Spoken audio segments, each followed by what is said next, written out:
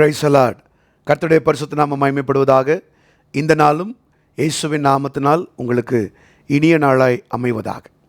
இந்த நாளுக்கான கர்த்தருடைய வார்த்தை ஏசாயா தீர்க்கதரிசியின் புஸ்தகம் 7ஆம் அதிகாரம் 11ஆம் வசனம்.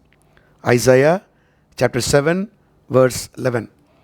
நீ உன் தேவனாகிய கர்த்தரிடத்தில் ஒரு அடையாளத்தை வேண்டிக்கொள், அதை ஆழத்திலிருந்தாகிலும் உன்னதத்திலிருந்தாகிலும் உண்டாக கேட்டுக்கொள் என்று சொன்னார்.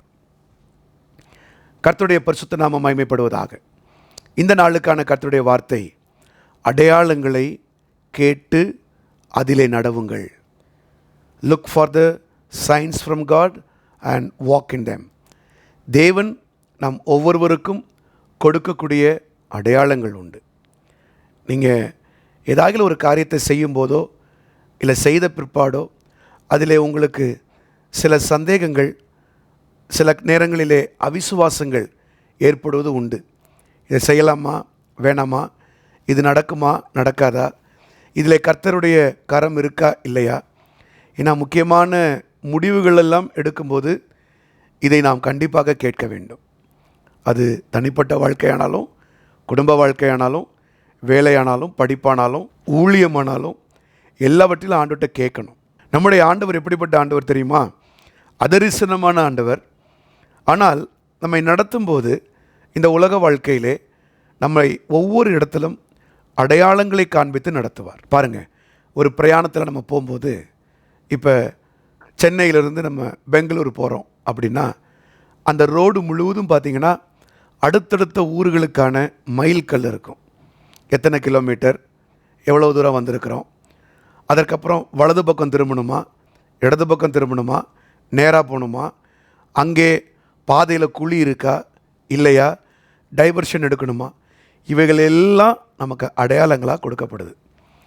இதை பார்த்து ஒருவர் செல்லும் பொழுது அந்த 4 மணி நேர பிரயாணத்தை சென்னையிலிருந்து பெங்களூருக்கு சுகமாய் போய் சேர முடியும்.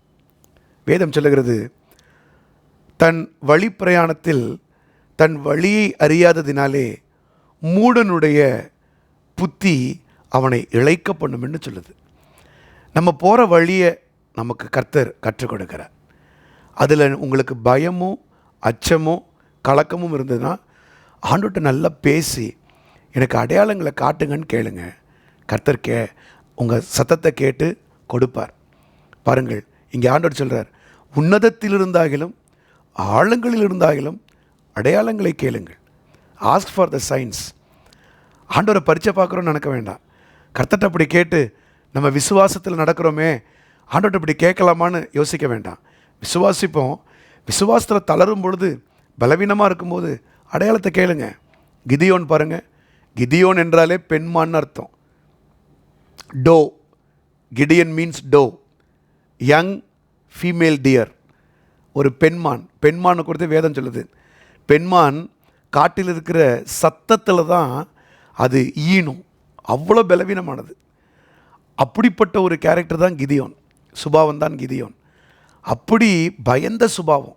பாருங்கள், ஆண்டவர் சொல்கிறாரு கிதியோனை பார்த்து, நீ உங்கள் அப்பாவுடைய அந்த பாகாலின் பலிபீடத்தை தகர்த்து போடுன்றாரு. அவன் சொல்கிறான், ஆண்டவரே பகலில் செய்கிறதுக்கெல்லாம் எனக்கு தைரியம் இல்லை, ராத்திரியில் வேணால் நான் செய்கிறேன். அவ்வளவு பயந்த சுபாவம்.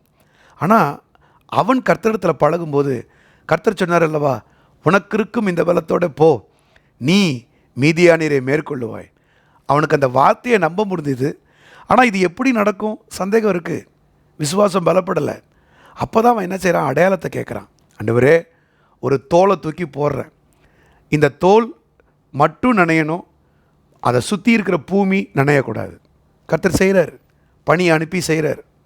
அடுத்து சொல்கிறான், இந்த தோல் மட்டும் நனையக்கூடாது, சுற்றி இருக்கிற பூமியெல்லாம் நனையணும். ஆண்டவர் மறுபடியும் பணியை அனுப்பி தோலை மாத்திரம் நனையாமல் பூமியை நனைய வைக்கிறார். இதெல்லாம் அடையாளம். பாருங்கள், இப்படி பலவீனமான ஒரு மனிதனை அடையாளங்களை காண்பித்து காண்பித்து காண்பித்து மீதியானியருடைய பாளையத்திலே ஜெயத்தை கொடுக்கிறார். இந்த காலைவெளியில் அவங்கள பார்த்து சொல்கிறேன், அடையாளங்களை கேளுங்க. வீட்டில் ஜெபிக்கும்போது, நடக்கும்போது, போகும்போது, வசனத்தின் மூலமாய், வார்த்தையின் மூலமாய், மனிதர்களின் மூலமாய், நடைபெறுகிற சம்பவங்களின் மூலமாய் எனக்கு அடையாளங்களை காண்பீங்க ஆண்டவரே. அந்த அடையாளங்களை தொடர்ந்து போங்க. அந்த அடையாளங்களை போகும்போது கர்த்தர் உங்களுக்கு கொடுக்கிற ஜெயத்தை காண்பிப்பார். இயேசுவின் பிறப்புக்கு நட்சத்திரம் ஒரு அடையாளம். இயேசு பிறந்தார் என்று சொல்லி மெய்ப்பருக்கு கர்த்தர் காண்பித்த அடையாளம், பிள்ளையை துணிகளில் சுற்றி இருக்க காண்பீர்கள். இது உங்களுக்கு அடையாளம். அடையாளங்களை கேளுங்க. சில நேரத்தில் பாசிட்டிவாக இருக்கிறது மாத்திரம் அடையாளம் இல்லை, நெகட்டிவாக இருக்கிறது கூட அடையாளம். பாருங்கள், பவுல் பிரயாணத்தை ஆரம்பிக்கும் போது அந்த லெசையே பட்டணத்தில் இத்தாலி பட்டாளத்தைச் சேர்ந்ததான நூற்றுக்கு அதிபதி அலெக்சந்திரியான்ற பட்டணத்தில் இருக்கிற அந்த கப்பலில் 276 பேர் ஏறும்போது ஒரு எதிர்காற்று அடிக்குது. அது நெகட்டிவ் சைன். பாசிட்டிவ் சைன் மாத்திரம் இல்லை, நெகட்டிவ் சைன், எதிர்மறையான அடையாளம். அதை பவுல் பார்த்துட்டான். ஆண்டவர்கிட்ட கேட்குற, ஆண்டவரே இந்த கப்பல் பிரயாணம் சரியா? ஆண்டவர் பேச ஆரம்பிக்கிறார், இல்லை இது மோசமானது, இது சில நேரத்தில் ஜீவனுக்கு கூட ஆபத்தாக வரும், ஜாக்கிரதையாக இருங்க, எச்சரிக்கிறார். ஆனால் கப்பல் மாலுமி எதை பார்க்குறான், கப்பல் ஓனர் எதை பார்க்குறான், நூற்றுக்கு அதிபதி எதை பார்த்தாங்க? தென்றலாய் அடிக்கிற காற்று. அப்போ பாருங்கள், பாசிட்டிவை மாத்திரம் பார்க்கக்கூடாது, நெகட்டிவையும் பார்க்கணும். நெகட்டிவை மாத்திரம் பார்க்கக்கூடாது, பாசிட்டிவையும் பார்க்கணும். இதை நல்லா தேவ சமூகத்தில் பகுத்தறிந்து செயல்பட தான் ஊழியக்காரன சபையில் வச்சுருக்கிறார். ஆலோசனை கேட்கணும். 1-2 பேருடைய வாக்கினாலே காரியங்கள் உறுதிப்படும். அதுக்கப்புறம் காரியத்தை செய்யுங்க. கர்த்தர் அடையாளங்களை கொண்டு உங்களோடு பேசுவார், நடத்துவார், ஜெயம் தருவார். ஜெபிப்போமா? பிதாவே, இந்த நாளிலும் உடைய சமூகத்திலே உடைய அடையாளங்களுக்காக எங்களை ஒப்புக் கொடுக்கிறோம். உடைய பிள்ளைகள் திக்கு தெரியாமல், திசை தெரியாமல் இருக்கிற இடத்திலே உங்கள் அடையாளங்களை அவர்களுக்கு நீர் காண்பிக்க விருப்பப்படுகிறீர் என்பதை உடைய பிள்ளைகளுக்கு கற்றுக் கொடுத்தீர். உடைய பிள்ளைகள் அடையாளங்களை கொண்டு நடக்க, ஆண்டவரே, நேர்மறையானவைகள் மாத்திரமல்ல, எதிர்மறையானவைகளையும் கொண்டு அவர்கள் எச்சரிப்பு பெற்று எதை செய்ய வேண்டும் என்று கற்றுக்கொள்ள உடைய பிள்ளைகளுக்கு நீர் கற்றுத்தாரும். நீர் எங்களுக்கு நல்ல தேவனாய் அடையாளங்களை கொண்டு குறிப்புகளினாலே உணர்த்துகிறபடியால் உமக்கு ஸ்தோத்திரம், ஸ்தோத்திரம், ஸ்தோத்திரம். உடைய பிள்ளைகள் ஆண்டவரே, உன்னதத்திலாகிலும் ஆழங்களிலாகிலும் அடையாளங்களை கேட்டு உம்முடைய கரத்தை பிடித்து கொண்டு நடக்க அவருக்கு பலன் தாரும். இந்த உறவு தொடர்ந்து பலப்படட்டும். ஆசீர்வதிப்பீராக. இயேசுவின் நாமத்தில் கேட்டுக்கொள்கிறோம் நல்ல பிதாவே. Amen, amen, amen. God bless you. Praise the Lord. கர்த்தர் உங்களை அடையாளங்களினால் நடத்துவாராக. ஆமேன், ஆமேன்.